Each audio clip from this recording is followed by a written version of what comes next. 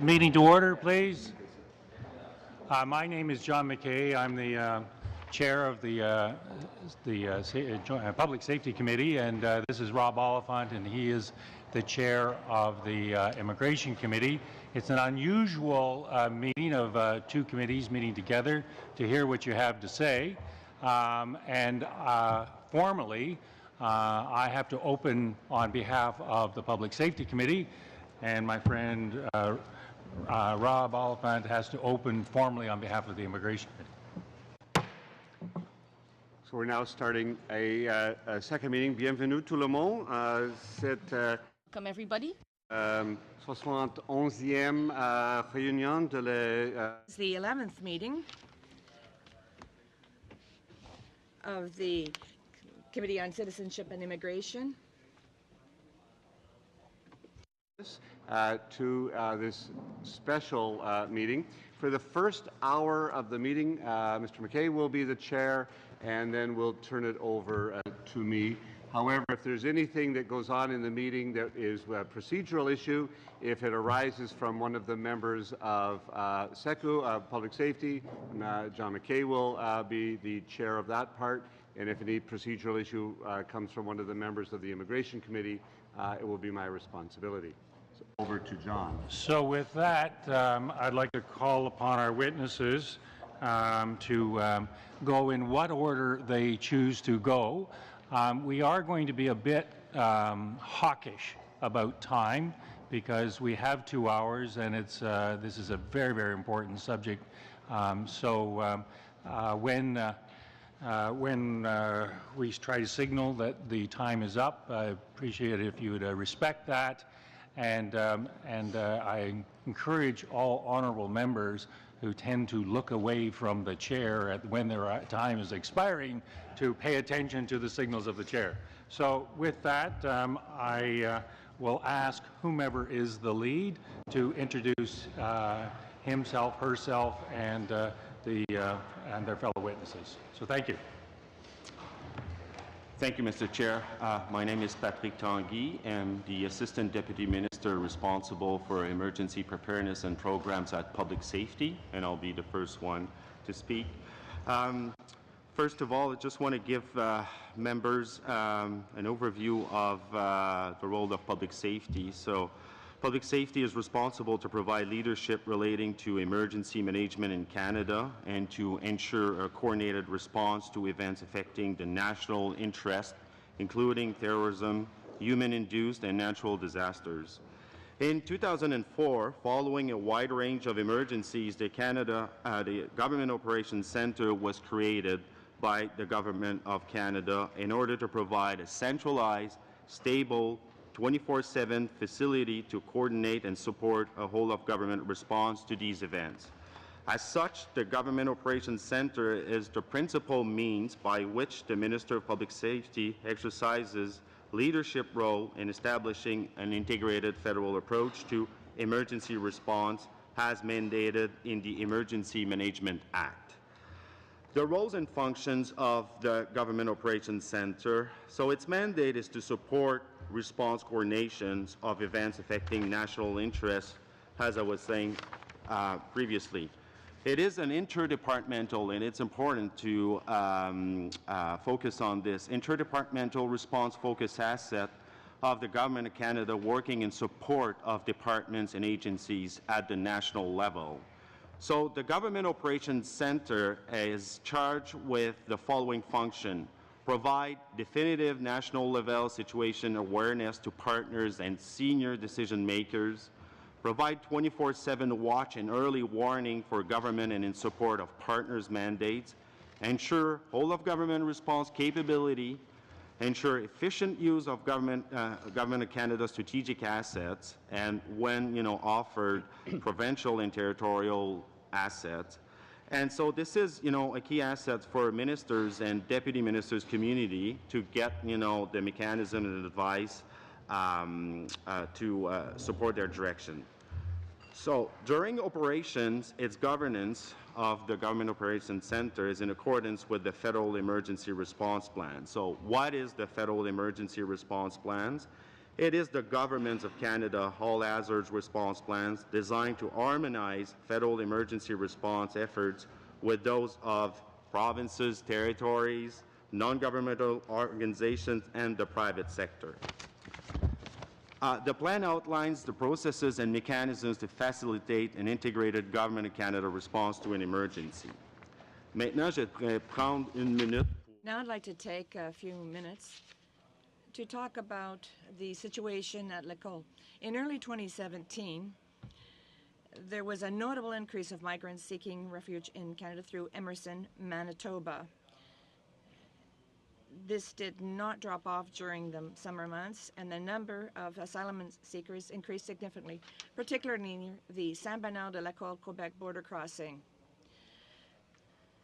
This volume of asylums increased, put a stress on resources of federal government and on those of the provincial authorities that provide accommodation and medical services. On August 4th, the GOC activated an event team to ensure the ongoing whole-of-government coordination of the federal response to manage the influx of asylum seekers arriving in the Saint-Bernard de l'École area.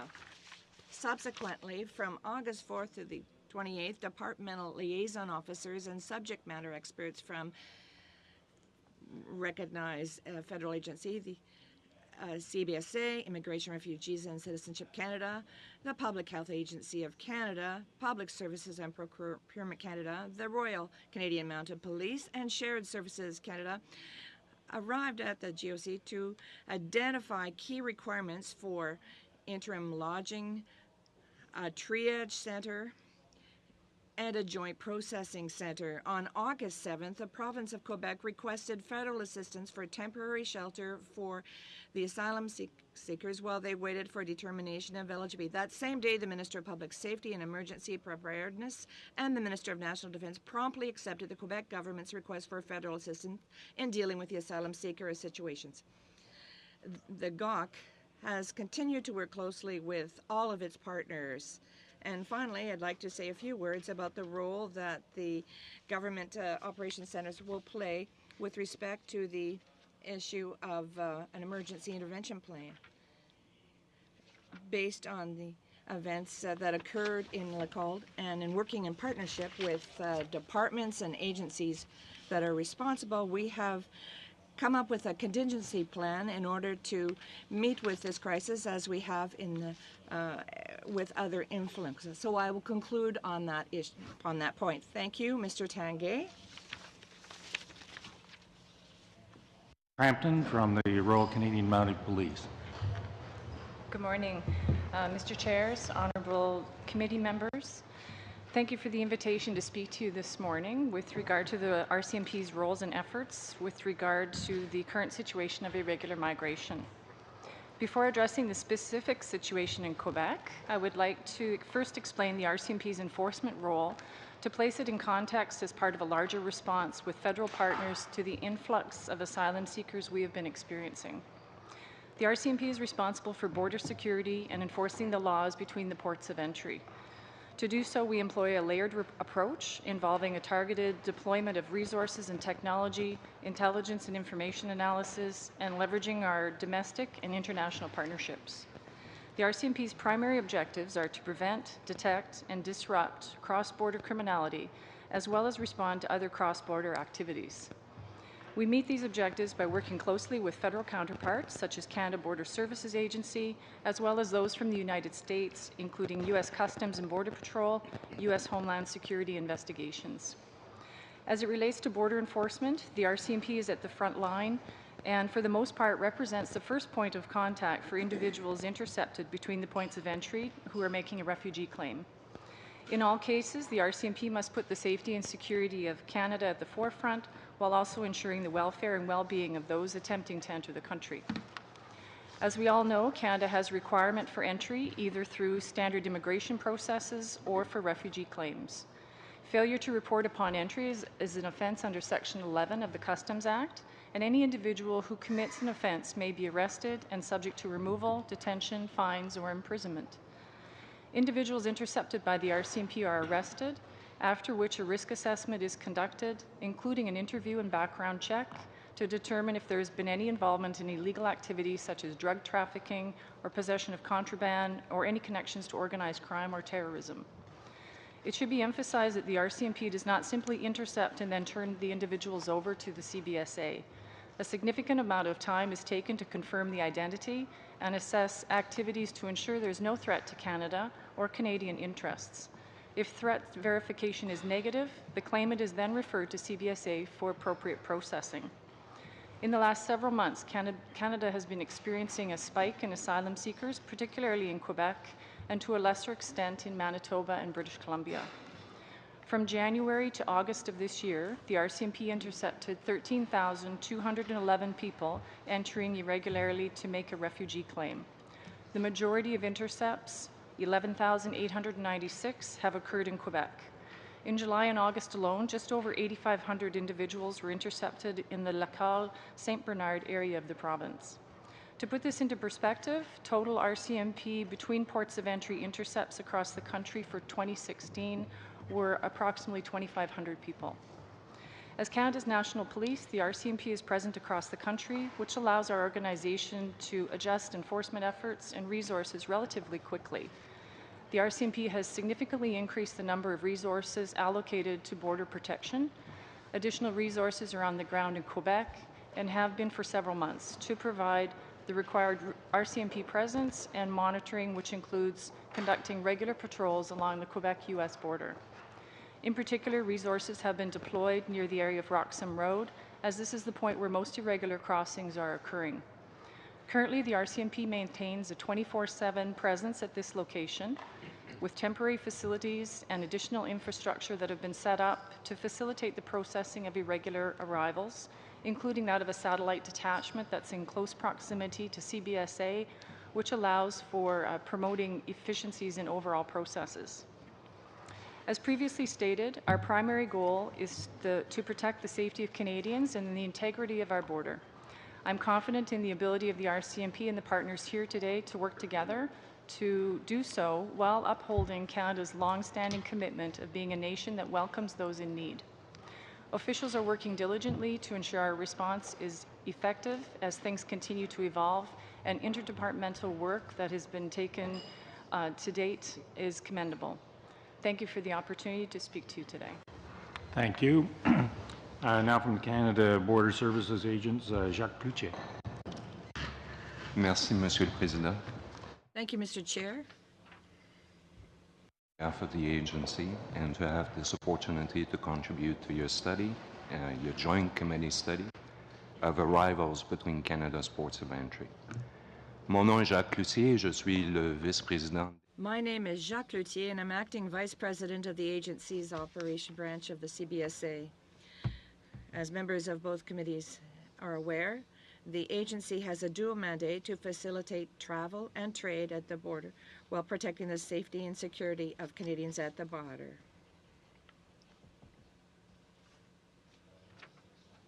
Together with Immigration, Refugees and Citizenship Canada, the CBSA administers the Immigration and Refugee Protection Act, which governs both the admissibility of people into Canada and the identification, detention, and removal of those deemed to be inadmissible under the Act.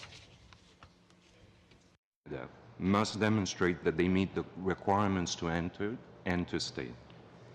Mr. Chair, I would like to turn now the focus of this special joint committee meeting, the arrival of asylum seekers who travel between designated ports of entry from the United States. We continue to emphasize in our communications and outreach that coming to Canada in this fashion is both a violation of the law and potentially dangerous. At the same time, in accordance with Canadian values and our humanitarian tradition, individuals who seek asylum in Canada must be treated with compassion and afforded due process under the law. L'Agence continue d'appliquer les règles rigoureuses sur Rigorous immigration and custom rules must be followed, which the agency continues to apply to protect Canada's border while respecting domestic and international obligations. Those who enter Canada outside of ports of entry are arrested by the RCMP or local law enforcement and are brought to CBSA officers at a port of entry for processing. Asylum seekers undergo a rigorous process to determine whether or not they have a legitimate claim according to Canadian and international law. Our robust security screening process includes interviews with claimants and the collection of information and biometrics to help us confirm their identity. Records for any immigration, criminal, or national security concerns against Canadian, international, and other partner databases. No one leaves the port of entry without completing this first initial security screening. And in cases of concern, the interviews are treated entirely at the port of entry. All eligible claims are assessed by the Immigration and Refugee Board. If the IRB determines that they are not in need of Canada's protection, the CBSA may remove them from Canada. Many federal government departments, along with provincial and local partners, are working together to address the current situation at the Canada-US border. Nous déployons tous les efforts. We are making every effort to ensure that adequate resources are available at key locations to address volumes, using all of the technology, intelligence, and partnerships at our disposal to monitor and respond appropriately. With IRCC, the agency has put in place contingency plans to redeploy staff and expedite intake processing. The agency has deployed resources to the regions of highest activity between ports of entry, such as L'École. To effectively manage volumes at L'École, asylum claimants who have cleared security and health-related checks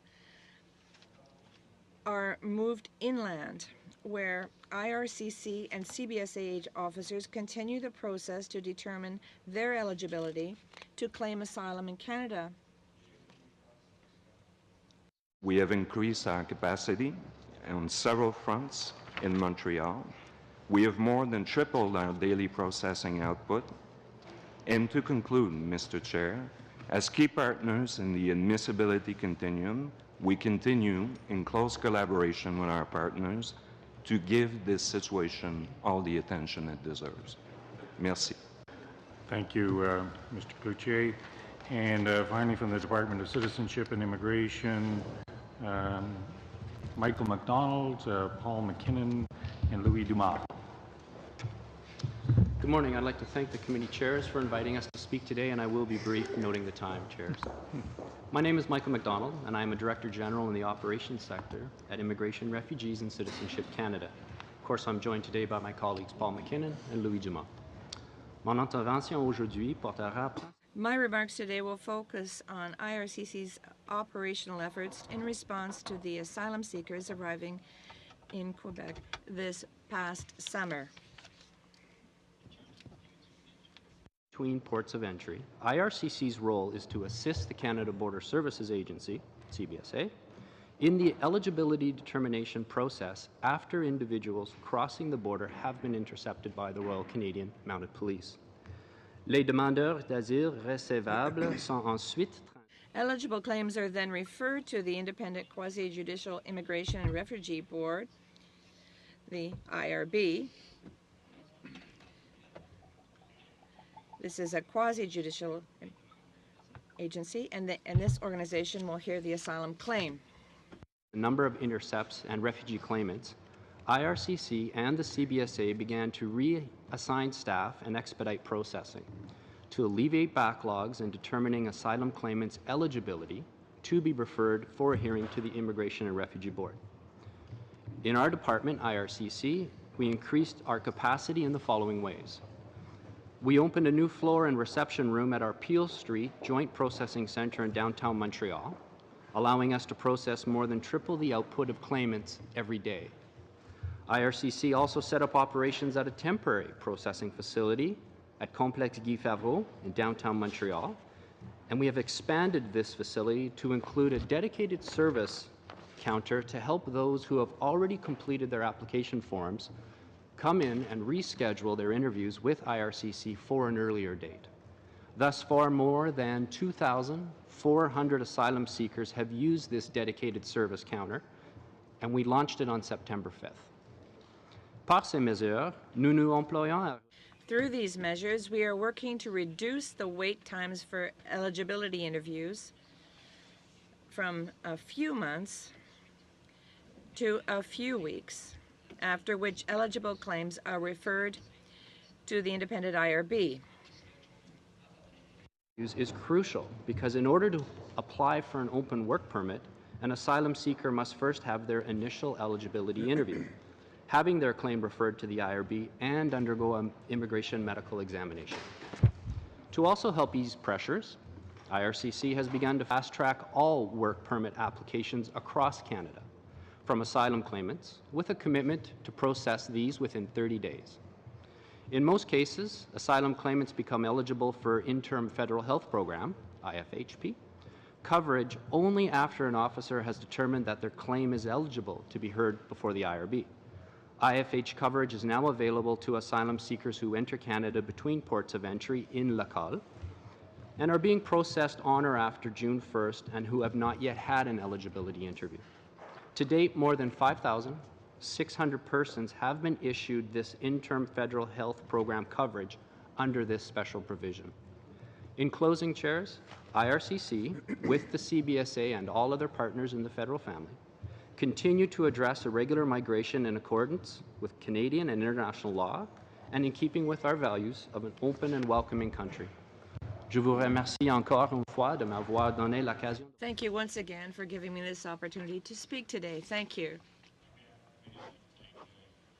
Each of you, and for your testimony, but also your respect for the time limitations. I'm rather hoping that members will have similar respect for time limitations. There is a parallel process. The Immigration Committee and the Public Safety Committee have exactly the same processes. And so the first 7-minute rounds will go 7-minute Liberal, Conservative, NDP, Liberal, and then 5-minute rounds Conservative, Liberal, NDP. So I'm going to call on Madame Zayed for the first Liberal 7-minute round. Thank you, Chair, and thanks to all the witnesses for coming and providing information on this important issue. My first question is, the border between Canada and United States is nearly 9,000 kilometers long. It includes lakes, mountains, farmer fields, and even towns. Is there any realistic action that could be taken that would prevent irregular border crossing?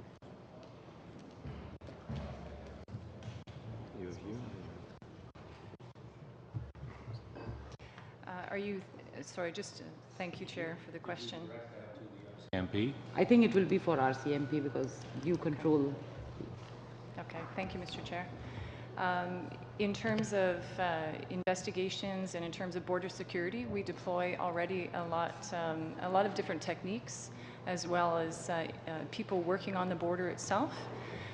So I wouldn't be privileged to be able to speak to a lot of those techniques, obviously for investigative reasons and security reasons. But we do security all the way along the border throughout, whether it's on lakes or on land as well. Thank you. So we should be assured that proper measures are being taken. Absolutely. My next question would be for the IRCC. Is there any evidence that asylum seekers are not getting a fair and impartial hearing in the United States, or that any of the terms of the Safe Third Country Agreement have been breached? I can respond to that, Mr. Chair. It's our view that the U.S. refugee determination system is fair, is credible, and there's nothing happening with the U.S. refugee determination system that would cause us to be concerned about the Safe Third Country Agreement as it now stands. Are all the conditions being met for this? Are all the conditions for the Safe Third Country Agreement are being met? Indeed, yes. Has there been some assessment done on that case? Yes, we do a review on a regular basis of the situation in the U.S. We look at their refugee determination system. We look at their policies around immigration broadly, We did one just a few months ago, even after the executive orders came out, and we maintain that their system is fair and does not affect the Safe Third Country Agreement as it now stands. Thank you. My next question is also for the IRCC. Could you please outline the responsibilities that Canada has under the United Nations 1951 Convention relating to the status of refugees and the 1967 Protocol relating to the status of refugees, as well as under the Canadian law when a person within Canada's border makes an asylum claim?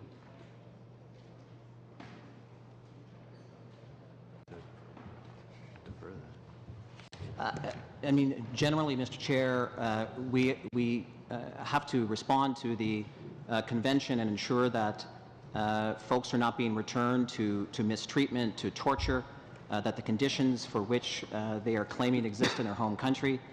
We look through those in great detail, and the IRB, as an independent body, will ensure that that person is not going back to any type of persecution, whether that be torture or mistreatment. But we can certainly, Mr. Chair, give you the exact details and share that with the committee, but I would provide that as a general response, Mr. Chair. Can that information be provided to us? Certainly. We can provide that later today. Thank you. My next question is, could you provide some more insight on what background and security checks are performed on an irregular crosser making an asylum claim before they are released? And is there any evidence these irregular crossers, if not intercepted at the border, are not reporting to authorities to make an asylum claim? To CBSA. CBSA. I will defer to my colleague from the RCMP to begin, and I will complete the answer afterwards. Okay, thank you, Mr. Chair. In terms of someone crossing the border between the ports of entry, the RCMP would intercept the person or persons. We then advise them that they are breaking the law by crossing the border under the Customs Act, crossing the border in between ports of entry. The person or persons are then detained. Their possessions are searched to ensure there's no contraband or other illegal items. They are also searched, their person is searched because they are under arrest. Under the Customs Act, we then verify their identification, do background checks and local indices checks, as well as international indices checks.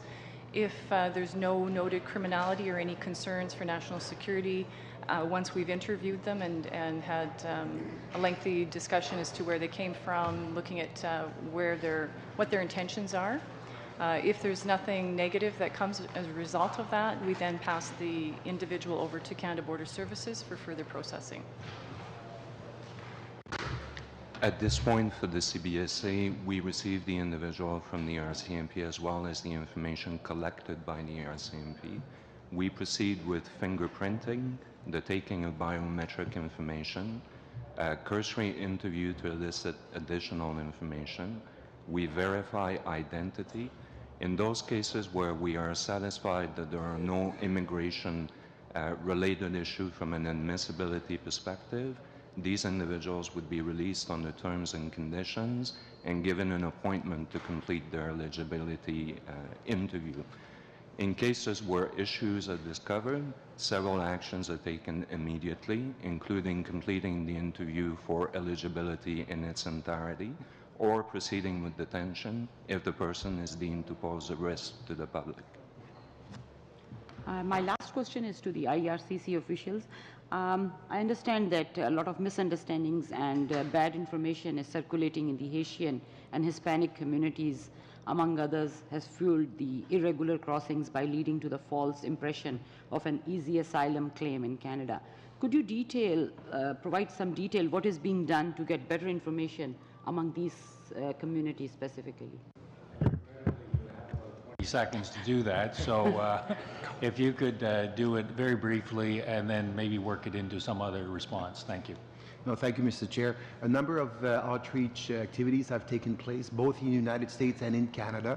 Currently in Montreal, we are reaching out especially to the Haitian community, through a variety of different channels, including social media, including reaching out to refugee organizations, and also to the regular media. So things are well underway, and we're passing on the message that individuals should come to our dedicated service counter at Guy Favreau to avail themselves of the possibility of doing their eligibility process. Thank you, Ms. Zayed, and Mr. Dumas, Ms. Rempel. Thank you, Mr. Chair. Since the beginning of 2017, what percentage of asylum claims made by people illegally crossing the border between Canada and the U.S. have been processed?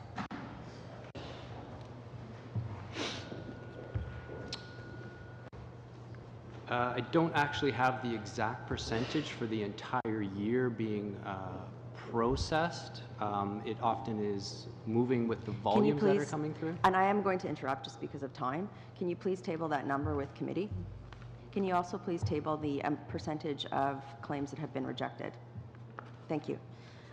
Similarly, can you please table with committee the following information? With respect to border crossings occurring at unofficial points of entry since the beginning of 2017, can you please provide a full breakdown of costs associated with asylum claims made by people illegally crossing the border for winterized trailers installed at the U.S.-Canada border, perimeter fencing and lighting for winterized trailers, the use of Montreal's Olympic Stadium to house border crossers, the tent village built to house asylum seekers along the Canadian-U.S. border, any other temporary accommodations used to house asylum seekers crossing the border, any other costs associated with housing and supporting asylum seekers, including food, any relevant transfers made to provincial governments related to the increase in asylum seekers crossing the border, any relevant transfers to municipal governments related to the increase in asylum seekers crossing the border, any transportation provided to asylum seekers crossing the U.S.-Canada border,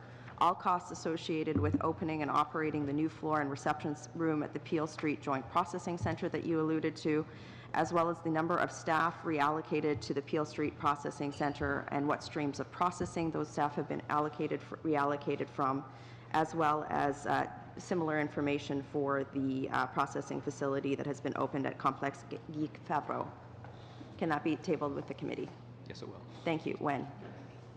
I'd have to look into the department. I think that's a lot of data, but we will do our best to do that as fast as possible. An IRCC official stated that we are taking a number of proactive measures both in Canada and abroad to counter misinformation that has been circulating and ensuring everyone is aware of the facts about Canada's asylum system. This was an IRCC spokesperson, Hirsch Jaswal. Does a formal plan exist? Is there a formal departmental plan that has been written to communicate this information? There is. We have a communications and an outreach plan that we are following. Can you please table that with committee? I will take that back, yes. Thank you.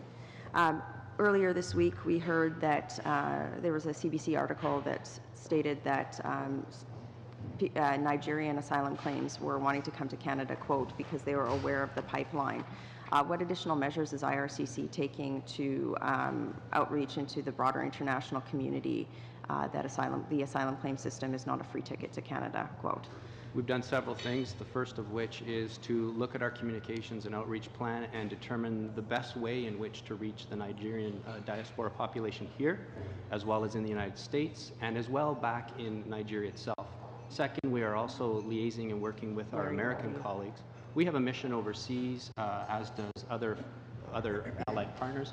So we've also gone back to our immigration program overseas to try and look at ways and ideas that we can reach populations. Thank you. Over to Mr. McGuire. Thank you as well. Just a couple of quick questions in regards to perhaps, because of the time frame here, I'll get you to table some of these answers as well. But what's the average full cost per failed asylum claimant to the Government of Canada? It would be, I don't know if you can provide that off the top right now. It varies on the individual cases, but overall, as a general estimate, one can look at anywhere from $15,000 to $20,000. But I think it will give you a more precise response, but it very much does vary. Yeah, I'd appreciate that response. And what are the social service costs being borne by provinces while asylum claimants await the IRB hearings?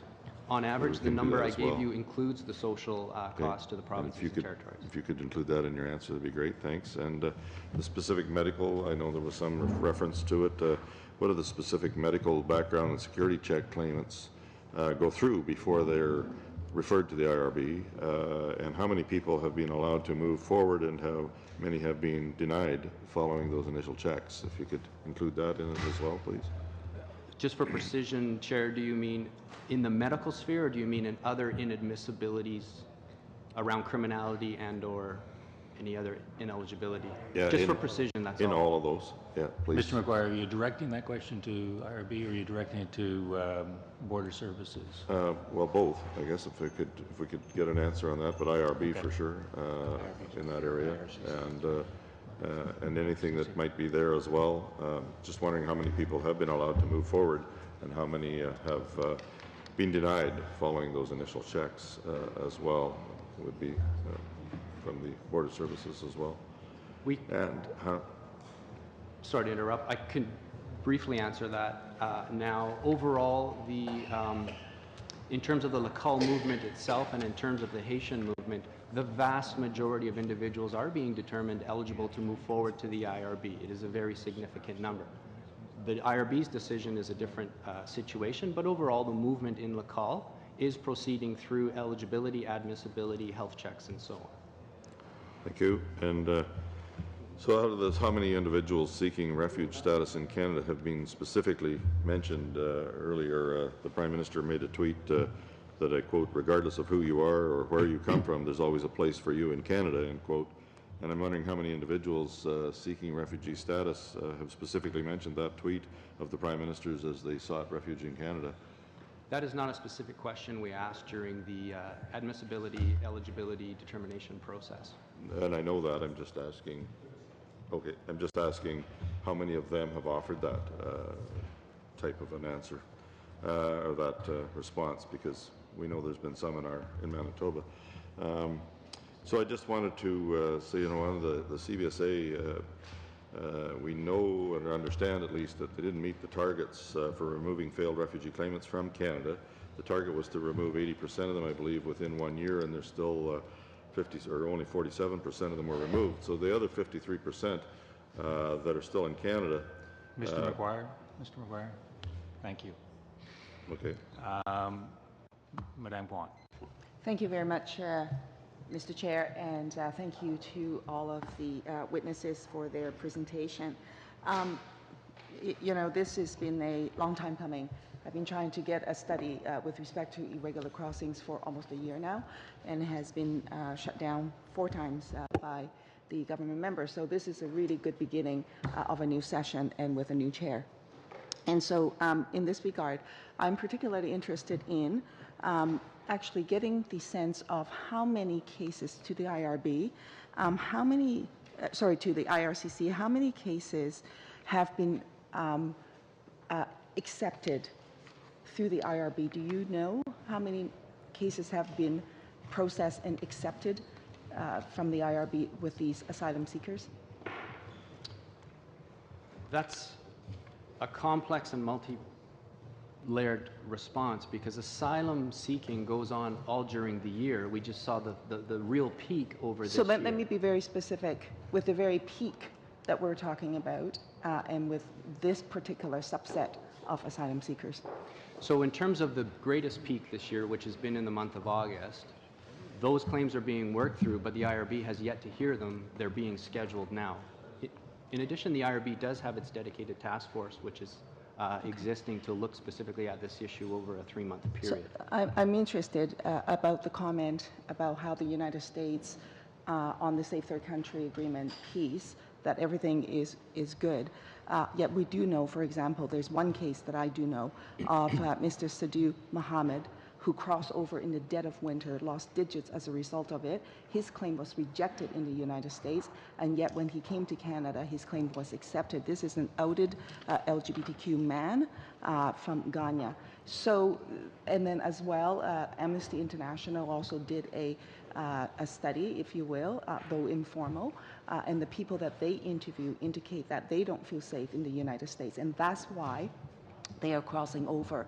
And so there seems to be some discrepancy with reality, at least from the IRCC perspective and the government's perspective, versus what people are experiencing on the ground, which I think is very important to note. And so Now, with this large influx in the last year, I would say, and yes, it peaked in the summer for Quebec. It peaked in Manitoba in the summer, I would say, sorry, in the winter. So there are different periods of time where it peaked. So right now, you're telling, am I understanding correctly that these cases have been referred to IRB, and for the vast majority of them, they have not been heard? So what is then the wait times for people waiting for the cases to be heard? How does that compare to previous times? And also, in terms of the resources in the meantime for these individuals, who is providing resources for them to house them? Is it the province? And has the government provided additional resources to the province to support these asylum seekers? And along with that, the NGOs that are on the ground who's doing this work, are they provided additional resources as well? And if so, how much? Thank you, Chair. A lot of parts to that. I'll generally answer as quickly as I can, Ms. Kwan. In terms of the IRB, I understand that next week, next Tuesday, I believe the IRB is appearing with IRCC officials so we can get more clarity on how the IRB is scheduling, and the IRB is coming up with some innovative ways to work through this massive movement that they now have before them. In terms of the stats of how the IRB decisions are coming out, particularly on the Haitian population for 2017, I'll let the IRB speak to that. In terms of the housing, yes, indeed, the provinces are the ones that have carriage of helping asylum seekers until they become permanent residents post-IRB hearing. At that case, if I may interrupt then, can you share the information with the committee then? Has the federal government provided any additional resources to the provinces with these asylum seekers?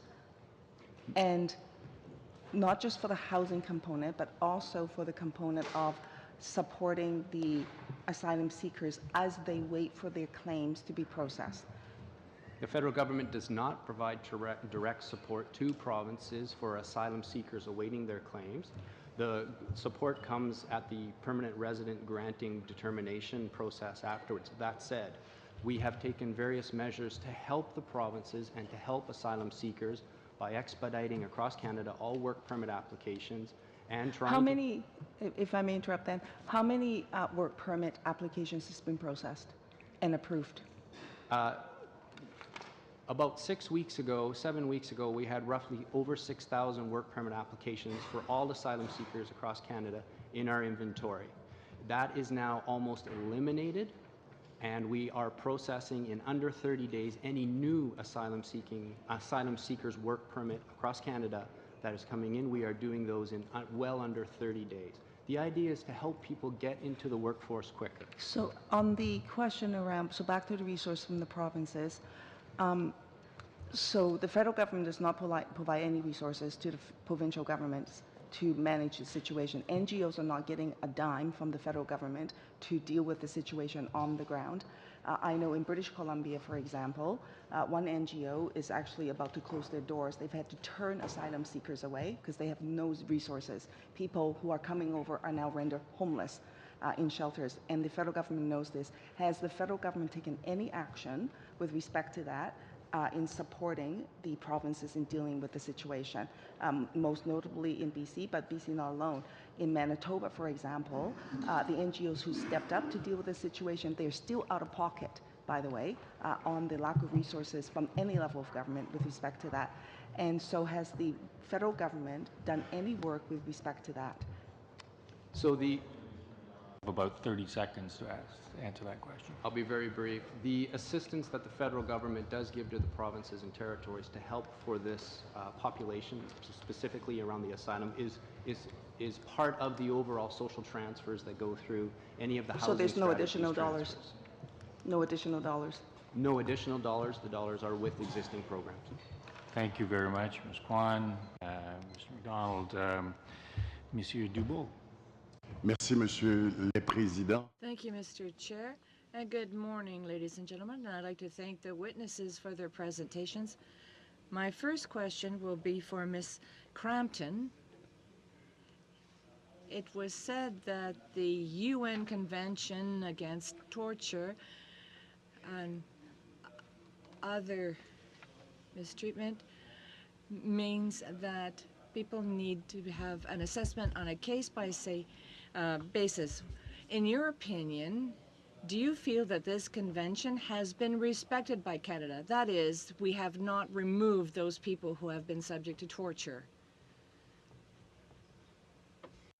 In terms of the RCMP's role when people are crossing between borders, as I mentioned, our responsibility is to assess, to make sure of their background. We're looking for any links to possible terrorism, bringing in contraband, any terms of illegal activity. And that's our role in terms of assessing the people. We do so through background checks, through searches of their person, and through interviews. And from there, we would then pass it to CBSA to make a determination with their process. OK. Merci. Donc, ça veut dire qu'il y a une entente, effectivement. Thank you. There is an agreement in place. Also, a question for the RCMP. Have you established any special measures this summer at the border or to deal with these claimants, or do you just do it on an ad hoc basis? We have put in special process. We have a processing, like a satellite detachment that's in close proximity to CBSA that facilitates our joint partnership there. And we also have a temporary processing center of sorts at Roxham Road, which is where the majority of people are crossing at this time. So we have set up special facilities there in order to accommodate the people coming through and accommodate our employees who are working there. So they're working in a safe environment. Good. Donc, merci. En parlant de safe environment. Thank you. In talking about a safe responsibility, you have a responsibility, we have a responsibility to protect Canadians. Have you experienced any situations at the border with respect to criminality? Can you attach any numbers to that? With respect to these 13,000 people who have come in, what's the level of criminality that you have seen with respect to these people? Question. It's exceptionally low in terms of what we've seen for criminality. Any sort of criminality that we find that requires further investigation, we would pass on to the police of jurisdiction, depending on the province where the people are coming through. And from there, they'll be processed through the regular criminal process by the police of jurisdiction. And they would determine whether charges would be laid or further investigation would be warranted. But in terms of Quebec in particular, there has been very, very, very low percentage of people that have been involved in criminality. Merci. Je voudrais, Monsieur le Président. Thank you. Mr. Chair, my next question will be towards the Department of Citizenship and Immigration. You know that this influx or massive influx of immigrants or claimants occurred starting back in July, followed by another spike in August. I believe 100 people were crossing the border per day. The government sent of issues, including myself, to meet with members of the Haitian community because there was a lot of misinformation circulating, namely that Canada was open to anyone. My colleague Pablo Rodriguez from Argentina originally, who speaks Spanish, also got involved. Could you explain the impact that these two missions had at the border? And my question is directed to IRCC. Monsieur le Président, pour la question. C'est une question. Thank you, Mr. Chair, for the question. This is very important. Efforts made both in the United States and even here in communities in Canada have yielded results. What's important is that people get accurate information, namely that if you cross a border illegally, that doesn't lead necessarily to permanent residency. We have a process in place, a determination process for a refugee, and this is all done with the CBSA, and it's important that people understand this process, and I think that efforts were made to ensure that people know about this, and the efforts were much appreciated. Thank you. You said that there was an intergovernmental committee between Quebec and Ontario. How has this ad hoc committee helped you to deal with this massive influx of claimants? Any interdepartmental task force, the whole concept of ensuring that we are working together, that our plans are well known, they're well devised, and we respect each other's individual operational needs, individual communication needs, policy needs, housing needs, social needs. All of this is discussed by this body. It's really about alignment, and it's really about making sure that we can proceed as fast as we can with our operational plans, and it's also about communication to Canadians.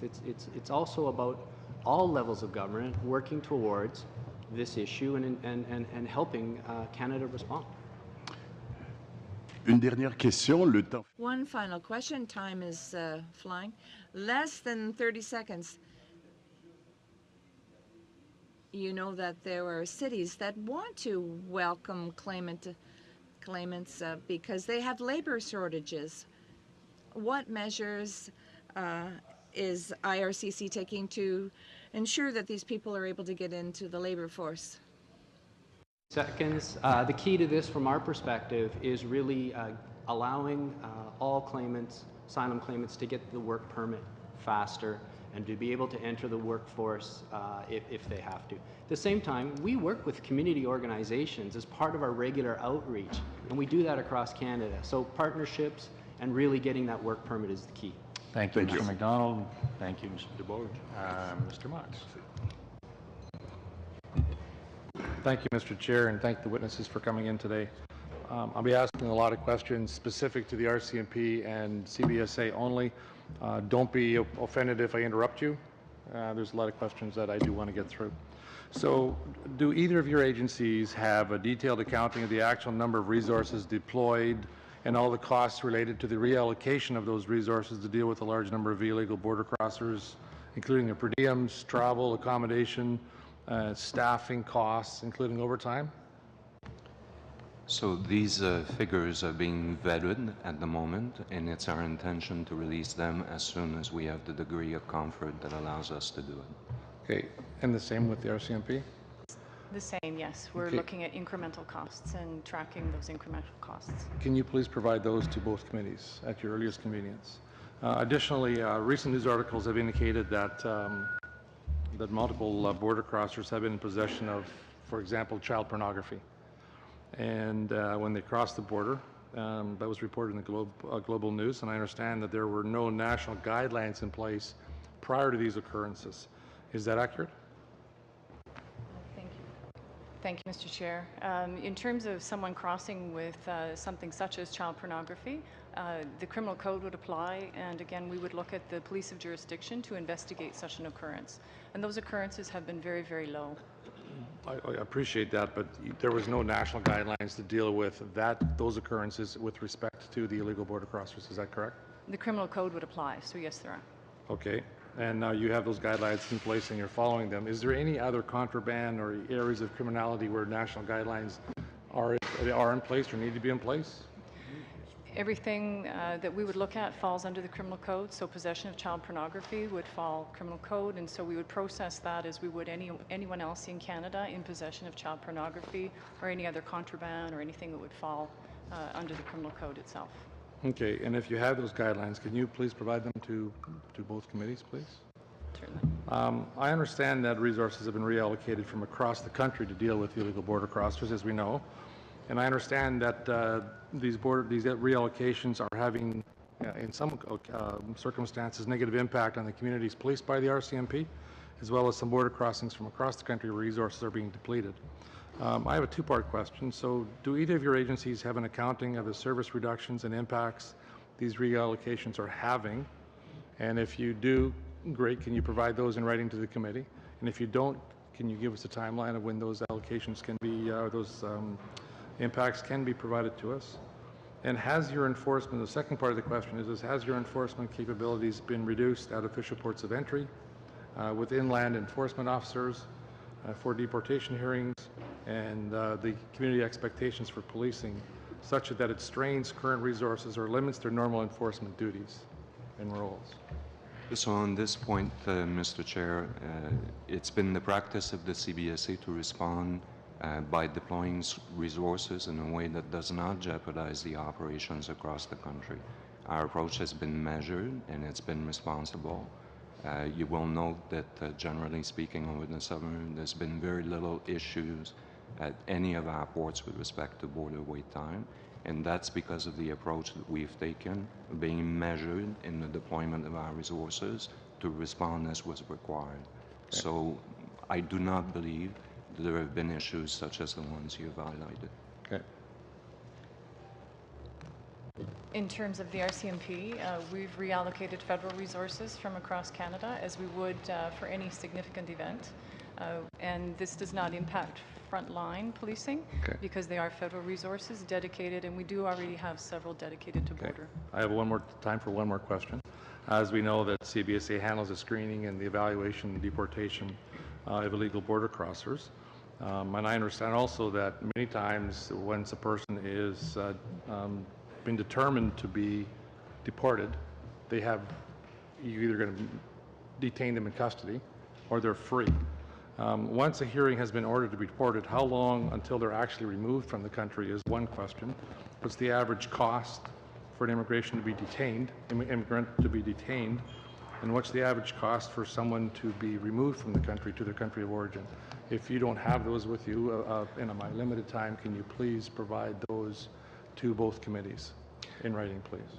Thank you, Mr. Chair. We'll certainly provide the information, but I think it's important to know in a very general sense that removals are prioritized depending on issues related to... So I'm just going to interrupt you for one last one. Yes. So approximately how many illegal border crossers are currently ordered deported? I appreciate your effort to extend your time, Mr. Motz, but it's not going to work. Some combination of Mr. Tabara and Mr. Fragicata's daughters. Got it. Yes. So either whoever is lead. Marlon. Thank you, Mr. Chair, and thank you for the committee for being here. There's a notion, a myth, that asylum seekers entering Canada from the United States are taking away spots from other refugee claimants. Can you describe that this is, I've heard that this is a separate channel. Can you please describe that and clarify that for the committee? Yes, this is a myth, and we've been dealing with that on an educational level. There's different kinds of refugees that come to Canada, or persons that would eventually be protected persons or asylum seekers. Overseas refugee selection, those we select overseas and bring to Canada, are in a completely different, to put it simply, a completely different stream and a completely different processing way. Asylum seeking has always existed. We have systems set up to do this separate kind of stream. The two do not commingle in terms of from a processing perspective. Spots are not taken from each other.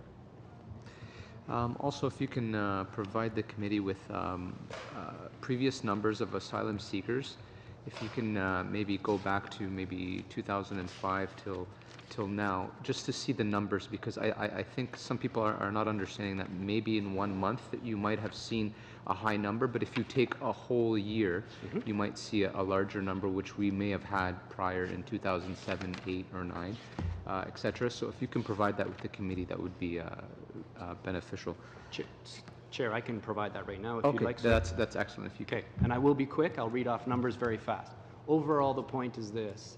Asylum seeking in Canada has its natural ebbs and flows, and even through the year, in the months, it has its natural ebbs and flows. It is tied up to things like visa regimes, and when we don't have visa regimes. It's tied up to world movements, natural disasters, wars, civil conflict. So there's a lot of push and pull factors. That said, in 2004, for example, there were just over 25,000 asylum seekers. We jumped to 2007, that number goes up to 28,000. 2009, you see it going up to 33,000. However, 2010, it drops down to 23,000. I'm giving gross numbers here, chairs. 2011, we see a spike back up to 25,000. What's interesting, though, is in 2012, we see 20,500 and a few, but then in 2013, that goes down to 10,400. We then see that climbing in 2015 up to 16,000. What's key for us is last year, in 2016, there were 23,000 915 asylum seekers that came into Canada. That number obviously is very different today, thus far this year. We are looking at just over 32,000 asylum seekers. In other words, this represents a fairly significant increase over last year's numbers. Where 2018 goes, again, you can see the historical comparisons. It's very hard to predict what happens, and the world stage really has a real impact on that. Thank you very much, and I'll be sharing the rest of my time with Mr. Fragaskatos. Thank you very much. You cited numbers there, and thank you for doing that. There was a recent study put forward by the University of Calgary's School of Public Policy that said that based on estimates they've put together from the Department of Immigration, by the end of the year, 36,000 people will have come into seeking asylum in Canada. And then they compare that to previous years. And in fact, it's quite interesting because I think it's important to put things into context. None of you have a political role. This might come as a huge surprise, but politicians sometimes take advantage of things for political gain and ignore the context. So let's put things into context. In 2000, 38,000 people, according to this study, sought asylum in Canada. In 2001, 45,000 sought asylum. In 2008, 37,000 sought asylum. And so while the numbers are quite high this year at around 36,000, we've dealt with these challenges before. And obviously, the sky has not fallen, if I can put it that way. Could you speak to this? Because I think there's a sense in the country right now that this is a unique crisis. But it is obviously not a unique crisis. We've met these challenges before, as I say. Could you speak to that? Unfortunately, Mr. McDonald, Mr. Fragaskatos has used all but 10 seconds of your time. Oh, okay. So if you have a 10-second answer, I think you raise an excellent point about the movement of migration and people. We also have to remember that the Canadian border is extremely long. Asylum seekers move through natural corridors. There's about 4 natural corridors across Canada. What is different about this year compared to other years, and this is the anomaly, is a large number of people using one specific corridor through Laval, Quebec. Otherwise, the immigration patterns, as well as the nationalities, is actually very much aligned with the historical trends. Thank you, Mr. McDonald. Thank you. Mr. Bernier. Oui, merci beaucoup. Ça me fait plaisir. Thank you. I'm pleased to be here today. I have a few questions with respect to the border situation in Quebec. We know that this situation will cost the government of Quebec a lot of money. The government of Quebec has already begun to issue checks to these illegal immigrants. I'd like to know if you are aware of any agreement signed between Quebec and Quebec to receive reimbursement for the money that the government of Quebec has had to spend to deal with this crisis. Such agreement. OK. On sait que les gens traversent. We know that people are crossing Saint-Bernard-de-la-Colle. That's where the real problem is. Have you thought about making Saint-Bernard-de-la-Colle, that area, have you thought about making it an official port of entry?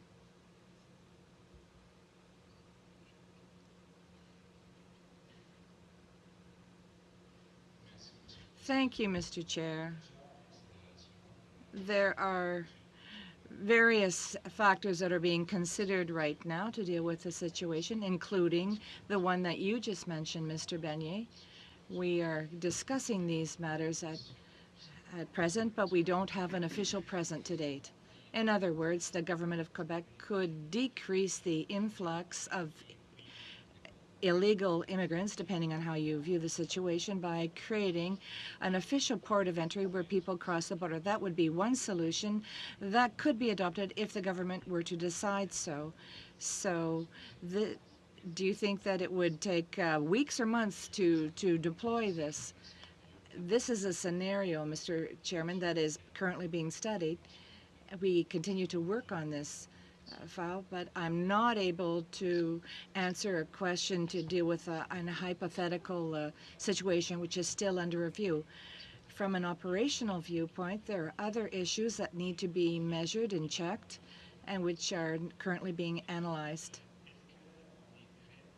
Are we prepared for a second wave of immigration, irregular or illegal immigration? Are there any emergency measures that have been considered? If we look what's happened in the past and what we can expect in the future, can we expect a second wave of people from other nationalities? Mr. Chair, on that point, for several months now, we've been working on contingency plans, not only to deal with this summer's situation, but also for the future, should there be additional movement of people at other inland areas of Canada. And we are working with the colleagues from the Government Operations Centre. Could you provide us with more details about these contingency plans, including the one that I alluded to earlier with respect to making Saint-Bernard-de-la-Colle an official port of entry? What other contingency plans are you considering? Mr. Chair, once again, when it comes to making Saint-Bernard-de-la-Colle a port of entry to deal with the Roxham Road crossings, I'm looking at this from the operational viewpoint. Those are the aspects I'm looking at. As far as the contingency plan's concerned, we have to look at our ability to deploy elsewhere in the country should we deal with a similar situation that we're seeing in the Saint-Bernard-de-la-Colle. And we work in cooperation with our colleagues from the RCMP and other agencies. Thank you. With respect to the verification of criminal records of people entering the country, it was said earlier that you verify these criminal records. Is it possible that people leave their passports or identification papers behind them when they leave the United States? What's the percentage of people in the past year who do in fact have a criminal record? With me, I would be able to provide that if that. Yeah, perfect. And also at the same time, how many people did you ask them to leave the country because they had a judiciary background that is against our law in Canada? And can you give us the data about that? 15 seconds or less, please. Thank you.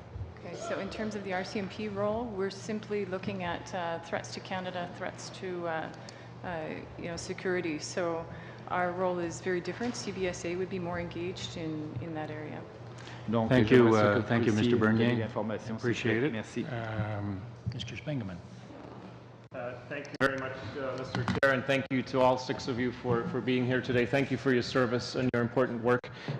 This is a joint session that reflects the increasing complexity of the work that faces parliamentarians. I'd like to thank our 2 chairs for the leadership it took to make this meeting happen. And I'd like to focus my questions on the human element of the situation that we're facing, the qualitative side, both from the perspective of the claimants, but also the perspective of the women and men who do the law enforcement and immigration analysis work. And I'd like to start with a question on the running of security checks. My colleague, Ms. Saeed, has alluded to it earlier on. When you face, Canadians want to be sure that they are safe, and when you face applicants who have potentially no background documentation, and you face claimants from jurisdictions that may not cooperate with requests for security background checks in their jurisdiction, how can we be sure that the cases that are, the people that are being admitted to Canada actually have gone through a background check that is as close to perfect as we can get it? So thank you, Mr. Chair. On this very point, I think it's important to note that as we conduct our verification at the port of entry through biometric record checks, if there are concerns around the identity of the individual that presents, that person will likely be detained until that ambiguity can be resolved. And the process of reviewing the claim as such is suspended until we're satisfied that we know who the person is and we know what the history of that person is. Okay. And now from the perspective of a constituency politician who sometimes or often gets inquiries on immigration cases, when it comes to security and background checks, security background checks in particular, is it fair to say then that this is one of the most labor-intensive aspects of the department's work, and also potentially one of the most time-consuming and lengthy. Thank you. It's a lengthy process in that it's one that we do in a very rigorous manner. It's labor-intensive in that our preoccupation is to ensure the safety of Canadians as we go through the process.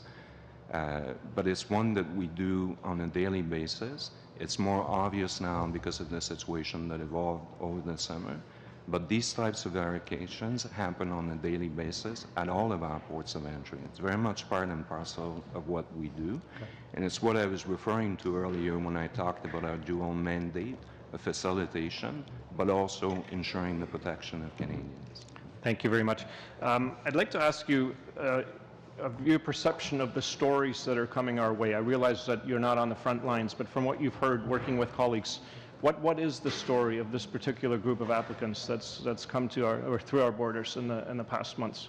What kind of narratives, what kind of challenges, just to make it real for the Canadian public of who is coming our way here? I'll answer that question, Chair.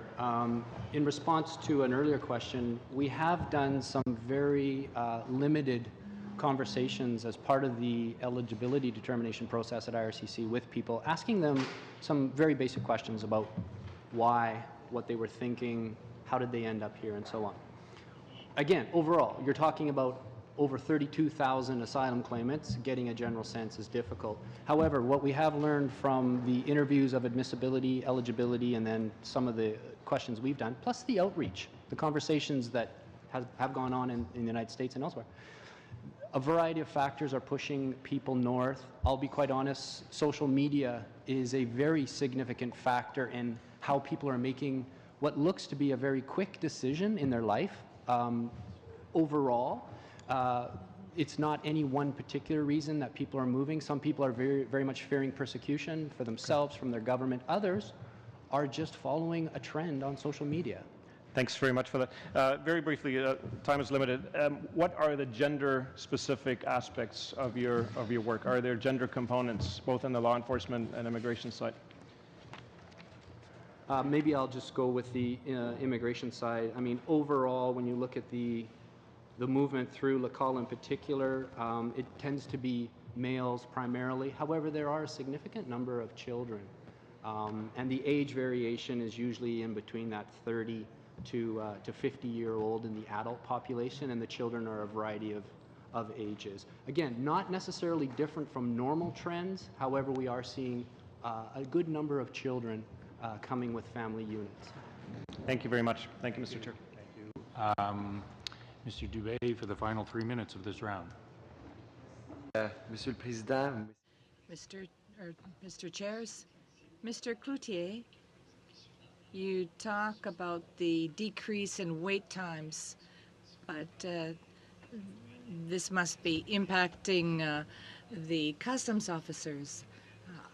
What about PTSD amongst your officers?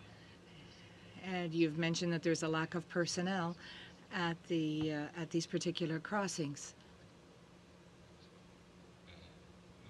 I think that I would say at the outset that the health and welfare of our employees is one of our main priorities. We work in partnership with colleagues in the union on a very active basis, and we ensure that we monitor the situations. Border services officers have the privilege of, we have the privilege of working on a very professional force. They're very committed to their work.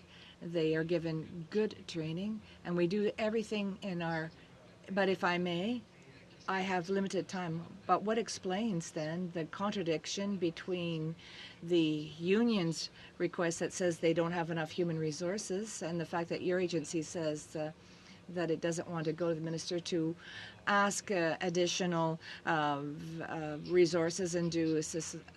No, the agency has never said that we didn't want to make any requests. The minister was very clear. He said he's waiting for requests, if there are in fact requests, but given the current situations, I am continuing to assess the situation to ensure we have adequate resources to deliver services in order to meet with the requirements of the local situation. Mr. MacDonald, you said in terms of countries of origin that it was different from other years, but you said that there has been a concentration at this particular crossing. Could you explain why we're witnessing this phenomenon? Perhaps why do you think that there are an increased number of asylum claimants in this particular area? Different populations migrate into Canada through different corridors from the United States, largely because different diaspora communities are centralized in different areas in the United States. For example, in Minnesota and so on, you have a high degree of Somali, Djibouti, and places like that, whereas on the Pacific coast, you have a lot of Chinese, Iraqi, Afghan individuals, and so on.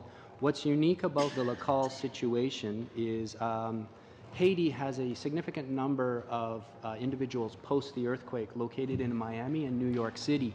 Plus, the French-speaking language draws a lot of the Haitian claimants into Montreal, largely for their children to go to French-speaking primary and secondary schools. Thank you, Mr. Dubé, Mr. MacDonald, and the time remaining together, I'll turn over to my joint chair, Mr. Colbert. Merci, Monsieur le Président. On va commencer avec le deuxième round maintenant. Mr. Chair, we'll begin our second round. We'll start with the Liberals, but just before I proceed, just to let you know, I think it would be helpful to send it to the clerks of both committees at the same time, except the criminal code. It's very thick, and we have it. So thank you, Ms. Crampton. On va commencer avec Monsieur Picard. begin with Mr. Picard. Thank you, Mr. Chair. I'll be sharing my time with my colleague, Ms. Damoff. First of all, before I begin, I'd like to underscore the professionalism that you are demonstrating, particularly with respect to La Colle, and the respect that you are showing to the people who turn up at the border. Personally, I may be naive, but I think that this operation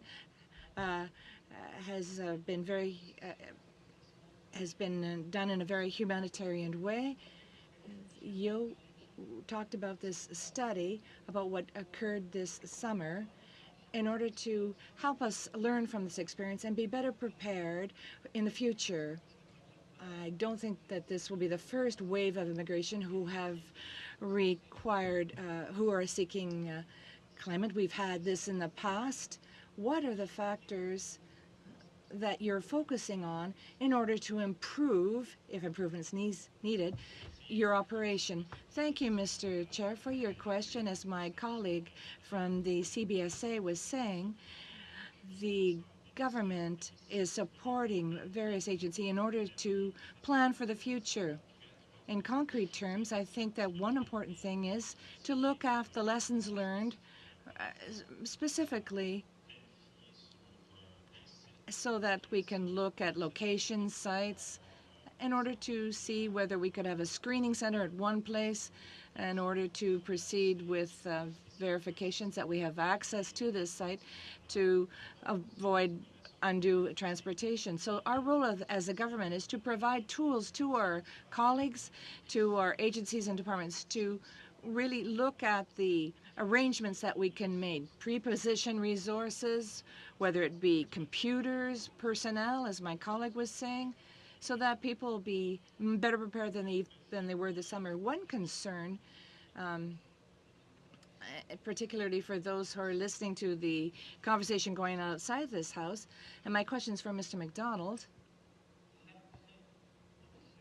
After the people have crossed the border, how do we follow up on these people? How do we contact them? And since we're dealing with a rather irregular movement, what will the trends be? What will be the trends be when requests are denied or accepted? What will happen with all these people whose request is going to be rejected? I will let my colleague answer that question. Thank you, Mr. Chair. To keep in contact with people is really carried through our operations center, our contact center. When people are intercepted and then processed at the port of entry, we are taking their contact information and so on. So we have the initial information in order to reach out to them. In addition, when people submit all of their forms to continue down the process, we are gathering more and more information with them. That said, we also have been finding in this particular situation in Lacal, Quebec, as Mr. Dumas has outlined, the outreach with the community organizations is key.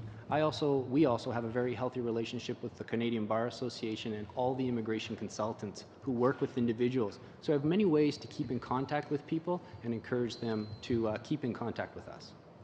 And with respect to the percentage of those, historically, of all those getting in, how many do you expect may not be admitted?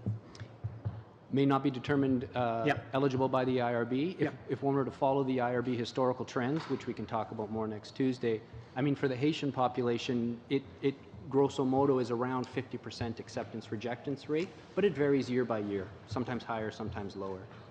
Merci. Je vais laisser à Mme Damoff le reste des questions. Thank you. I'll turn the floor over now to Ms. Damoff, with whom I'm sharing my time. There are a number of myths about these asylum seekers, so I've got some quick questions first. And my first question is for the RCMP and CBSA. I watched on CBC a report this week where it showed an RCMP officer standing at the border explaining to people the process that would happen. When they cross the border, do they just wander around and join society, or are they arrested? Thank you, Mr. Chair. They are arrested as soon as they're crossed, or as soon as they cross over, and they're advised of that in advance of crossing, so it's really clear to them that they will be arrested. Okay, and and detained. the second question I have is, as a member of the Public Safety Committee, we've had a number of dealings with the RCMP and CBSA, and I compliment you on the work you do to keep Canadians safe. Is there a risk to Canadians from these asylum seekers, and is there a risk to Canadian safety with the people who are crossing the border? Thank you, Mr. Chair. In terms of people crossing, obviously their intentions are unknown to us at the time, and that's why we have the processes we do. So we verify their identity, verify status, and do an interview process before ever passing them to CBSA. So we clarify exactly what their intentions are and why they're there.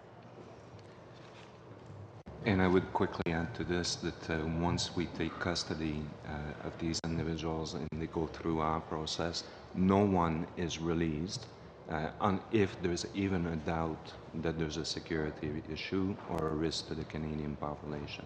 All of those cases that present risk are dealt with at the border immediately in their entirety. Thank you. And my next question is to immigration, and you touched on this in a previous answer, but many people think that these asylum seekers are jumping the queue. Could you answer that, if they are jumping a queue in doing this, or if in fact there are two streams of people who are seeking asylum here? Those who cross through the regular port of entry or jump the border, they are not jumping a queue because the system is designed to deal with that type of movement. There is no queue jumping for those, and that processing is not in any way connected to the overseas refugee processing system. Okay, thank you. And we had heard previously about the ebbs and flows in immigration. I'm assuming that there was additional money that was spent in previous years, like 2009, when you would have had to deal with additional asylum seekers, and also that all of your departments are prepared from year to year for these ebbs and flows, because historically they've been happening for over a decade. Very briefly. The asylum system right now is currently funded at a baseline of 22,500 claimants a year. That's what we are funded to deal with. Departments individually, under the authorities of the deputy ministers, will have their own contingency and reserve fundings. Plus, we also have a pretty strong ability, certainly within IRCC, to surge and find innovative ways to do work quicker, faster, better, therefore maximizing our output and our dollars that we spend and or save. So it's a system that is funded, but we also have ways in order to help ourselves respond to any type of issue should it and when it arises. Thank you, Mr. McDonald. Thank you, Ms. Damoff. Ms. Rempel. Thank you. Numbers have been put forward to committee today by IRCC stating the total number of asylum claimants in various years. Can you provide the number of asylum claimants in those years that were made by people at official points of entry as opposed to unofficial points of entry? We do have those numbers indeed. We can provide them. When? It'll probably come with a package of all the other data, I suspect. Can you provide that immediately? We'll do our Right best. now? No, I cannot right now. So you can't tell us how many asylum claimants were made, let's say, this year by illegal points of entry versus legal points of entry? I may actually have that, Chair. Oh, wow. At a briefing on No, this map, I you don't. Oh, that's unfortunate. Of the number of people who have made asylum claims by through unofficial points of entry this year, how many have been ordered deported?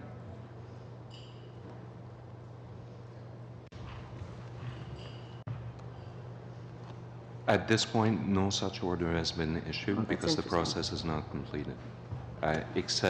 Are we speaking specifically about L'École or in general? For my question was for the number of all people who have made asylum claims through an illegal point of entry or an unofficial point of entry, how many have been deported? So I'm aware of cases in British Columbia. How many? I believe it's 9, but we will provide 9. those numbers to you. Okay, thank you.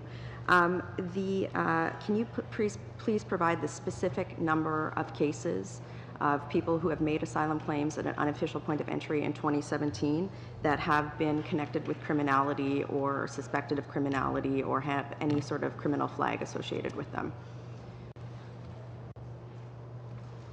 We will provide that, yes. Do you have that information right now? I do not have it with me in the details that you're asking, but we will provide that information to you. When will that be provided? As soon as possible. Thank you. Of the number of asylum claims that have been made in 2017, Mr. McDonald, I believe that you said that, to the response to one of my colleagues, that ebbs and flows are associated with visa regimes. In this year, how many asylum claims have been made by Mexican nationals?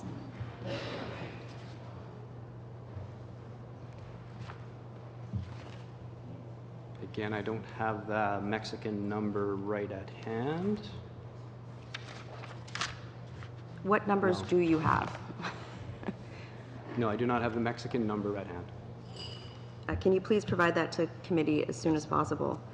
How many staff within IRCC have been reallocated from different streams of processing to the new processing centers in Montreal? And what streams are they from?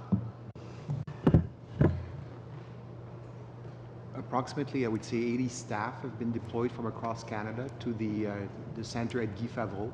In addition to that, we have created back offices in various locations across Canada, and we have approximately a total of 40 staff working, helping the processing at Guy Favreau. We've, as Mr. McDonald pointed out, we have capacity within our resources, to divert individuals from one project to the other. So we took, for example, some people from the citizenship line, and we've asked them, to go and assist on the project. We've also taken people working on, for example, certain immigration lines, and we've asked them, to participate to the project. Have the processing times for temporary foreign worker work permits increased in 2017 over 2016? I don't have this information, but as Mr. McDonald has alluded to, we have reduced substantially the processing time for refugee claimants, to get work permits over the past few weeks. Thank you. In the 2017-2018 immigration levels plan, there's a line item that says humanitarian and other. Would that be the line item where asylum claims would be projected? No, Mr. Chair. The asylum claims would be projected under the protected status persons. Okay, and how many were projected in that this year? In 2017, the target is about 15,000. Okay, and that is just specifically for asylum seekers, or does that also include other streams of refugees as well? No, that's for the asylum seekers, and then we have a column called resettled refugees. Okay. Which is so this year, just to be clear, and for the record, the government projected 15,000 asylum claimants in the levels plan, and last week in New York, the immigration minister is now projecting over 40,000. Is that correct?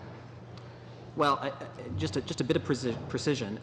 The protected persons of 15,000, that's the level anticipated of asylum claimants who would actually become protected persons in this year. It doesn't equate to the number of asylum claimants who might show up because the process. But yet, so do we have that figure of how many asylum claims have been made versus how many have been approved this year?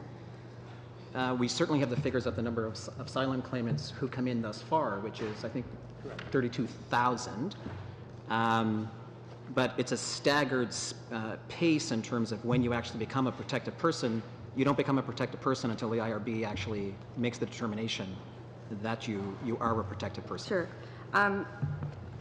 There was one other area that sort of came to my attention that I was curious about. You were talking about expediting healthcare coverage for asylum claims that had been made at a legal port of entry. Is that being undertaken for other streams of refugees as well? No, the discretion of the minister to do that is exclusively for those who cross through the Lacal situation. For most other asylum claimants across Canada, we are processing them either completely at the port of entry and they're issued their IFH certificate, or we are processing them inland within the 3-day window. About 30 seconds left. Great. And just to finish the thought of my colleague, Mr. McGuire, he was asking the RCMP about the number of outstanding deportation cases from asylum claims that have been rejected. Could you speak to those numbers? Mr. Chair, I'm sorry, I'd have to defer to CBSA for that question. Sure, sorry.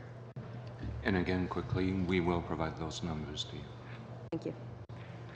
Thank you very much. Monsieur Dubé. Yeah, Monsieur le Président, Mr. McDonald. Thank you, Mr. Chair. That's what's explaining a concentration at certain border crossings. I have a hard time reconciling that with what we see in terms of policies in the United States. So just as a couple of examples, you talked about the Somali diaspora in Minnesota, and we know that in November 2016, Mr. Trump was saying Somali migrants are a disaster for Minnesota. We see increases at Emerson. We know that his interim director of immigration agency in the U.S. was contemplating removing protections for Haitians. We see an increase then in Lacal. So if you're acknowledging that these diasporas are moving, that we're seeing, pardon me, migrants at specific crossings because of where diasporas are located in the U.S., and that these specific groups of people are being targeted, and we have this on the record in the public, how does the department then say that American policies are not behind this massive movement of migrants at these specific border crossings? Again, Chair, it comes down to whether or not the individuals actually choose to move. Again, historical patterns of migration movement across Canada from the United States exist. We know that. We have our regional footprints, our regional infrastructure, and our regional offices set up, and we're staffed accordingly. We're baseline funded to amounts where typically the system is working. Again, why people are moving and will people move is very much a question that we are engaging with colleagues, not just Americans, but colleagues around the world, to try and figure out factors that push people, or factors, quite frankly, that also pull people. So would, in your opinion, though, the fact that we're seeing these crossings happen at specific areas means that specific groups of people are moving, correct? Correct. Specific people are moving across specific areas, as well as all kinds of nationalities. All nationalities make asylum into Canada. There just happens to be populations that tend to move more for a variety of world factors, world reasons, war, as I explained, and all kinds. If I may, I think it's safe to say that both Emerson and Lacal are the two key points over the last 9 to 10 months. And so if we look at the fact that in Manitoba, if I'm not mistaken, the majority were Somali, a group targeted by Mr. Trump in Minnesota, and if we look at in Quebec, the majority being Haitians, a group that was also targeted, how then again does the department believe that the status quo is reigning? Is there anything specific that leads you to believe that these groups of people are not being targeted, and that's not why the numbers are reflecting? Because the numbers do reflect that those groups of people are the ones that are moving at those specific areas. So again, Chair, what we're noticing is despite some of the temporary protection lifts that the United States have done, we do see movement of people, but they're not telling us that's necessarily the reasons. Some people are saying those are the reasons.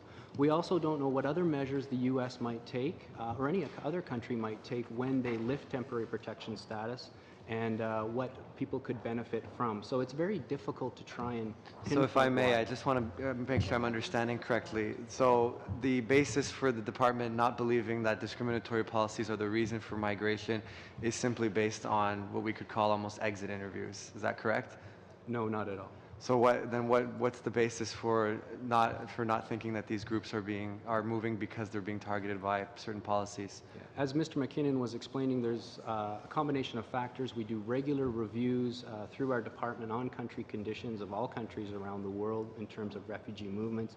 We're members of the UNHCR. We're working with members of the UNHCR. We work with international organizations to figure out migration patterns and why people are moving and what's pushing people.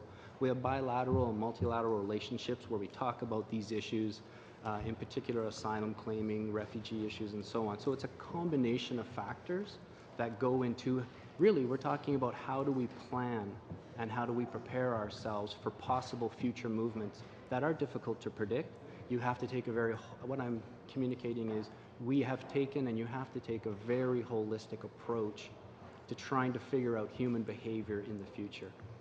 So that's fair. So if you're the experts, I look at Emerson having a huge increase in asylum seekers, who are, the majority of whom are Somali, a group that was specifically targeted in that area by Mr. Trump as a candidate who's now president.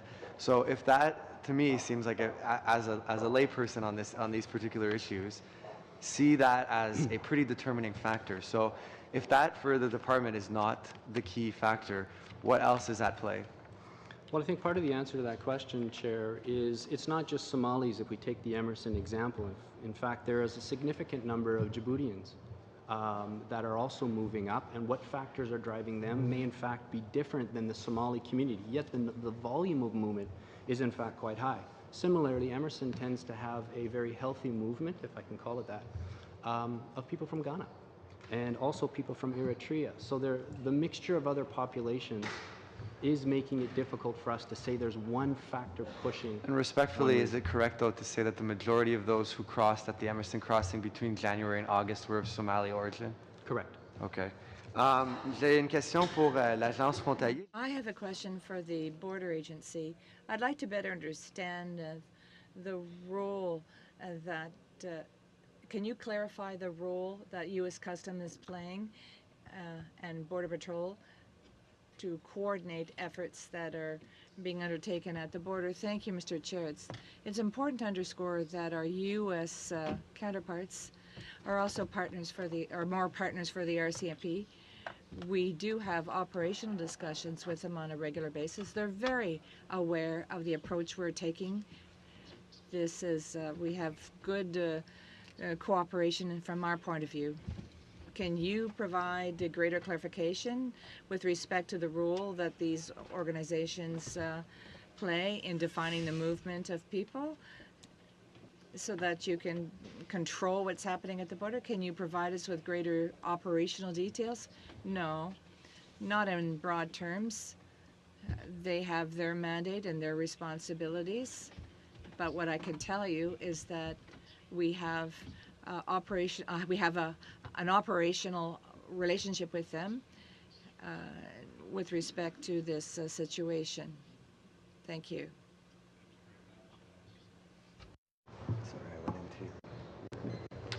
Thank you, Chair. Thank you, guests. I think for Canadians and particularly my constituents and British Columbians, integrity of our border and compassion for those that need it are the two outmost issues that are important to them, and balancing those two is what's integral for our country.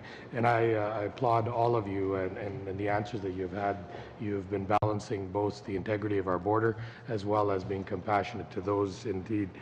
What shocks me more is actually some of my colleagues on the opposing side who refer and ask only questions pertaining to costs, illegal migrants, criminality, deportations, how many removals, how much they cost to our country, how they're a burden. It kind of reminds me of newspaper articles I read over 103 years ago on the Kamagata Maru, which was the same kind of responses a lot of the politicians of similar stripes had said at the time. And I find it appalling that 103 years later, we are still more concerned about criminality, about calling them illegals, and rather than finding out why they're coming and what's needed. To the question I have, there was a question asked if we were to put a port of entry at the place for the largest crossing, would that just not cause the reason people are going to that particular place is because it's not an official port of entry where they would otherwise be turned back. If we put a port of entry there, would that not just start another road or another site that would be a place where asylum seekers would come? If either the RCMP or CBSA could answer that. Certainly. Thank you, Mr. Chair. That would be our concern, is that it could displace people to other locations, certainly. Okay, so it wouldn't really solve the situation? Not from our point of view. We don't believe it would. And there is an argument, and probably a very valid one, in that there's a loophole in the system between Canada and the U.S., which is in this third-party agreement, which does not specify on port of entry people falling through those cracks. Has governments previous to this one, or has IRCC before tried to negotiate that with the United States to perhaps fill that gap or close that gap? We're not aware that post the 2002 negotiation that governments tried to renegotiate. We're not aware of that. There was an article that in 2010, this was the former Minister of Immigration had stated that they had attempted to renegotiate this with the Obama administration, and there was pushback and no result was that. Is that not true? I've read that same article, but I can't verify that that negotiation or that attempt actually happened. So you're not aware of any previous government trying to negotiate that, particularly the previous government? I'm personally not aware. I don't know if colleagues are aware, but not aware. Oh, okay. So it could be just some smokes and mirrors that previous immigration ministers are using to justify that they tried. I would like to find out if we have identified any rings or smuggling rings that might be using human suffering as a way to make money off this. So since thousands are coming over into one particular crossing, have there been cooperation with U.S. Law enforcement agencies and intelligence agencies to identify if there's any large-scale human smuggling rings that are organizing a mass migration through particular routes through South America from Africa or Haiti, or have we not identified any of these? Thank you, Mr. Chair. I can certainly tell you that it is for us a major, significant preoccupation, and that efforts are engaged to ensure that if such networks existed, we could effect a response to these networks. Up until now, there is no evidence of such organized networks. There are people who are benefiting from the situation, but from our perspective, we are not yet aware of human trafficking that would support these movements at this time. Okay. As to integrity, can you, and this is a joint question to the RCMP and CBSA, can you comfortably say to Canadians that each and every migrant person seeking asylum in Canada is getting a thorough background and criminality check, and that they can rest assured and be safe knowing that our law enforcement is doing a great job? I can certainly tell you that we put in place every factor to mitigate risks as we understand it. And I think it's also important to understand that once people are released for the second part of the process, our security evaluations continue. So they don't stop at the initial interview. If new information were to come to light, action would be taken. It would be factored into the eligibility hearings as well, and it would be subject to a number of different mechanisms to mitigate those risks further down the chain as well. And do you see any higher rate of criminality from these asylum seekers versus previous patterns? On this particular point, Mr. Chair, I haven't done the analysis to compare it to prior years, but I can tell you, as my colleague from the RCMP pointed out, the numbers are negligible when it comes to criminality overall at this point. So very, very low numbers, if any, and those are taken into account and either removed or detained, depending on the severity? So depending on the scenario, the person would either be handed over to the local police or jurisdiction for proceedings to take place. Depending on the nature of the criminality, it could be viewed by the CBSA as an admissibility question, which would first be cleared up before the process continued for that individual. Necessary actions would be taken at this point, depending on the nature of the offense. Thank you, Mr. Soraya. Mr. Soraya for a 5-minute. Thank you to the both chairs, and thank you for coming out for all the witnesses. My question is to Mr. McDonald. Mr. McDonald, you mentioned that 80 people were taken away from the regular duties that they gone to Montreal. What effect that it made to the regular immigration file, as you know, we get the most calls in our offices looking for this spousal sponsorship, family reunion of sponsorship, and many, many others.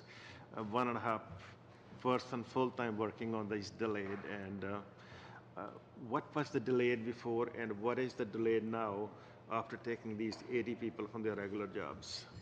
So the answer to that, Chair, goes back to how we process overall immigration applications within our department. We have different processing networks that process different kinds of applications in different offices in different places under different management. So it's true within our domestic network that Mr. Dumas is the Director General of, we look primarily to his area, and we chose officers with skill sets, and we took efforts to backfill those officers, all in the concept of mitigating as much as possible any impacts to other lines of business. Some lines of business in immigration citizenship will not be touched at all or affected by this because of how we choose our officers to go to Montreal. And we are also now looking at sending officers back from Montreal as we are getting through the work that we need to get through. Overall, the impact has been relatively minor, and we'll only know at the end of the year, because we still have several months of production in which we can adjust and calibrate our output. Mr. McDonald, what was the delayed before? Do we have any numbers? What was the delayed with taking these people out? How long it take more to process these applications today compared to before July? That would depend on which line of business specifically we are talking about, and as you're aware, sir, we have multiple and different lines of business. It's a very difficult question for me to answer. In the government definition, what is a refugee? The refugee definition goes back to various international conventions, and that is the best place to look at those who fear, generally speaking, persecution or prosecution for a variety of reasons. Some of the people we see on the news on the daily basis on the CBC, CTV, those people coming to Quebec or the various other things, they're driving SUVs, coming iPhones, among other things. In your opinion, are they the refugees, or they're just taking advantage of the Canadian generosity? The social economic status of a person claiming asylum or an overseas refugee is really not part of the equation. It is based on what is the circumstances the individual is facing in terms of persecution, fear, and so on. It is not about how wealthy or economically stable they are. Going back to the similar question, if some of the people are spending thousands and thousands of dollars, you see it in the news, you read it in the thing on the daily basis, how many of them would be sent back in 60 days or 30 days on from the initial interview, or would they be all go through the regular process? Well, it all depends on what stage of the asylum processing continuum decisions are made around a person's inadmissibility, which may be at the port of entry. Inadmissibility can also be looked at through other partners, and then you go to the eligibility processing, at which case people can be determined not eligible and they have 30 days in which to leave the country. Then there's the IRB hearing, which may make a determination on a person's application, and they may be asked to leave the country if they're not applicable. So, sir, it depends on where in the process, and I think that's the best way to answer. Mr. Judge, what are the chances the criminal organization they slip some people in through, knowing that they won't be eligible for the refugee status? They slip through, they don't even, what are the chances somebody slipping through the people, they're not even claiming for the refugee status? 25 seconds. Thank you, Mr. Chair. I'm not sure, I'm not quite sure I understand the question. You want to know if they do not present at the board? What are the chances people slip, the criminal organization slipping the people through the border, they're not even claiming the refugee status because they know they're not going to get it? So, did you want to? If I may, I perhaps could answer that. In terms of human smuggling, which I believe is what you're referring to, we have several programs in place, and we have a terrific partnership internationally with many different areas where we continually investigate human smuggling to prevent and deter human smuggling coming to Canada. Thank you very much. Ms. Damoff? I'm going to share my time with Mr. Whalen, and I want to follow up on a question my colleague asked in terms, and actually my Conservative member as well, in terms of who is a refugee. Does Canada take refugees for economic reasons, or are people coming here because they fear for their lives? Canada does not take refugees for economic reasons. We select immigrants for economic reasons in our levels plan under those economic streams. But that's a totally different system. You are correct. So the people who are crossing illegally, if we're accepting them into Canada, we're only accepting refugees who are coming here because they're afraid for their lives. We are accepting people to make a claim before the Immigration and Refugee Board where they will present their basis of claim as to why they should be granted refugee protection status by Canada, and then if they are granted status, they have the ability to apply for permanent residence and enter Canada through that stream. Okay. Thank you. My second question has to do with how you act proactively. When we were in Washington, all members of the committee actually asked the American Border Services, because at the time it was an issue in Manitoba, what do you do to try and prevent this? And you did touch on this in your remarks. But I know historically, because this isn't a new problem, you've worked quite closely with the U.S. identifying where there are issues and actively going to, even to other countries' embassies, to try and stem the flow of people through those. We've certainly sent two of my colleagues down into the United States to deal with that. So could you just talk briefly, I only have a short time, about how you do work with the United States over the years to stem these types of asylum seekers? Mike, did you want to, from your perspective? Or? I'll start at the very strategic level, and I'll be very, very quick. As I mentioned, we have long-standing relationships in the immigration citizenship world with American colleagues and all colleagues, quite frankly. We belong to bilateral, multilateral organizations. We do deal with foreign governments here in Canada through their diplomatic presence. We have a healthy relationship, and we use that. We also, of course, we have our missions abroad, so we actually have a Canadian footprint that we can engage as we go across. And when it comes to the operational aspect, we have well-established lanes of communication, information sharing, protocols, so on in the operational world, in particular with the United States in terms of immigration overall. And actually, one of the things 2 minutes they said, left. Okay, one of the things they said to us is it's not illegal to leave a country. It's only illegal to enter a country. So there's nothing that they can do in terms of stopping people from actually leaving the country. I guess I'd better turn it over to my colleague. Mr. Whalen. Thank you very much. Thank you all. It was a very enlightening presentation, and I feel much more confident now that the situation is being handled properly and well in accordance with our expectations. In terms of what might happen, Mr. McDonald, you seem to have a lot of expertise and information regarding flow patterns and what might change in the future, and it seems that your organization does monitor that. So 2 questions in that line. The first is, would your models suggest that next year we should see a continuation or a drop-off on the Haitian migration to Canada? And the second point would be, should we suspend the Safe Third Country Agreement with the United States, how much of an additional impact might we see as a result of that at our normal border crossings in terms of the 11 million undocumented migrants in the U.S.? And if that were to become knowledge, what type of a flow would you anticipate such a change in Canadian policy would cause? Thank you. Thank you for the questions, Chair. I mean, in answering both those, honestly, it's extremely difficult to talk about hypotheticals, and I know that's not a great response, but that is the truth.